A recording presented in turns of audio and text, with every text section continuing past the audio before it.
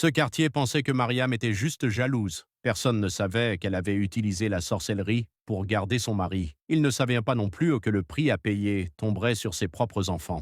Avant le drame, Mariam et Samuel étaient le couple modèle du quartier. Les voisins les regardirent passer en disant « Ils ne sont pas riches, mais chez eux, on voit la paix ». Samuel travaillait dur, sans luxe, mais il ramenait toujours de quoi nourrir sa famille. Chaque soir, on le voyait revenir avec un sac de provisions à la main. Il ne criait pas sur sa femme, il ne frappait pas ses enfants. Dans ce quartier, c'était déjà rare. Mariam, elle, était connue pour sa beauté et sa manière de toujours bien s'habiller. Même pour aller au marché, elle se préparait comme si elle allait à une cérémonie. Mariam et Samuel avaient 2 enfants, et tout le monde connaissait surtout Aïcha, la grande. Aïcha riait tout le temps.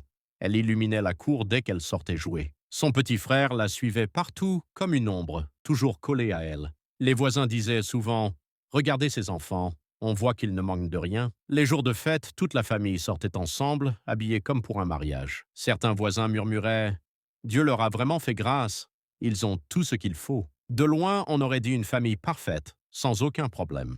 Mais ce que personne ne voyait, c'était ce que ressentait vraiment Mariam quand elle regardait son mari. Dans son cœur, une question tournait sans cesse. Et s'il finissait par regarder une autre femme, plus les gens disaient à Mariam qu'elle était chanceuse, plus elle avait peur de ne plus l'être un jour. Le soir, quand Samuel rentrait tard, son cœur battait fort jusqu'à ce qu'elle entende sa main sur la porte. Même quand il disait « Je suis au travail », une petite voix en elle chuchotait « Et s'il mentait ?» Quand une jolie femme passait devant la maison, elle observait Samuel du coin de l'œil. Si Samuel parlait trop longtemps avec une autre femme, même pour des choses simples, Mariam ne dormait plus bien la nuit.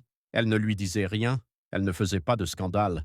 Mais dans sa tête, les scénarios les plus sombres tournaient sans arrêt. Un jour, une voisine lui a dit en rigolant « Fais attention, hein?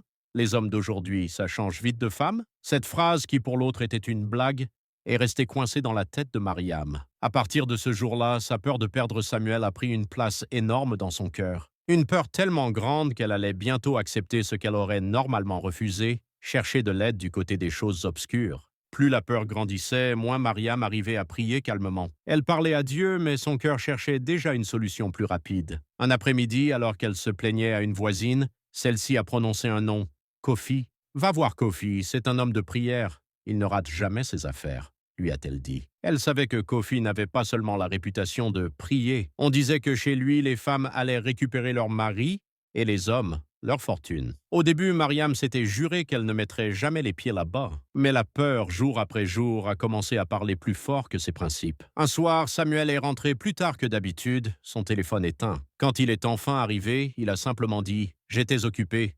Sans plus d'explications. Cette nuit-là, Mariam n'a presque pas dormi. Au petit matin, avant même que le soleil ne chauffe la rue, elle a pris une décision. Elle allait aller voir Kofi. Quoi qu'il lui demande, elle était prête à essayer. Ce jour-là, sans le savoir, elle a ouvert une porte que ses enfants allaient payer. Ce matin-là, Mariam a pris une route qu'elle n'avait jamais osé prendre. Plus elle avançait, plus les maisons changeaient, plus le quartier devenait silencieux. Devant elle, une petite maison différente des autres, avec un portail fermé et des tissus accrochés. C'était la maison de Kofi. On disait que rien ne sortait de là sans un prix. Elle a respiré profondément, puis a frappé doucement à la porte. Une voix grave a répondu « Entre ». À l'intérieur, l'odeur d'herbe brûlée et de fumée l'a frappé.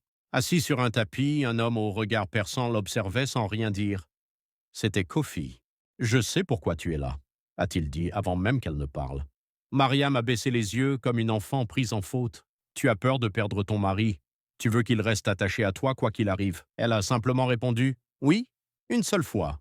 Mais ce « oui » valait plus que tout. Kofi a fermé les yeux pendant quelques secondes, comme s'il écoutait quelque chose qu'elle ne voyait pas. Puis il a ouvert une vieille boîte pleine de poudre, de ficelles et de petits objets étranges. « Je peux attacher son cœur à toi », a-t-il dit. Mais tout ce qui est attaché a aussi un prix. Elle n'a pas posé de questions sur le prix. Elle ne voulait entendre que la première partie. « Je peux attacher son cœur ».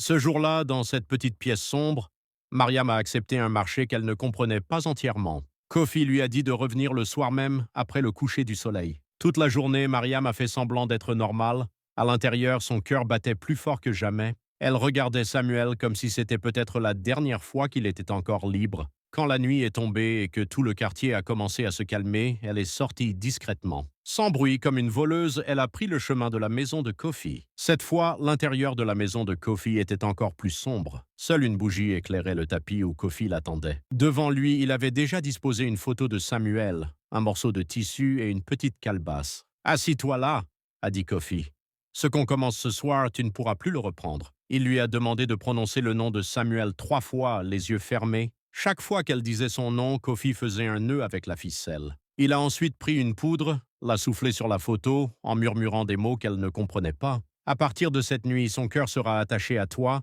mais tout ce qui tourne en rond finit par toucher ceux qui sont autour. » Mariam a entendu la première phrase.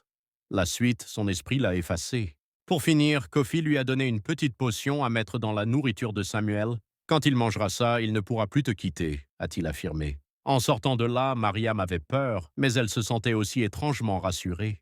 Elle croyait avoir sécurisé son mariage. Elle ne savait pas qu'elle venait d'ouvrir une porte que ses enfants allaient traverser à sa place.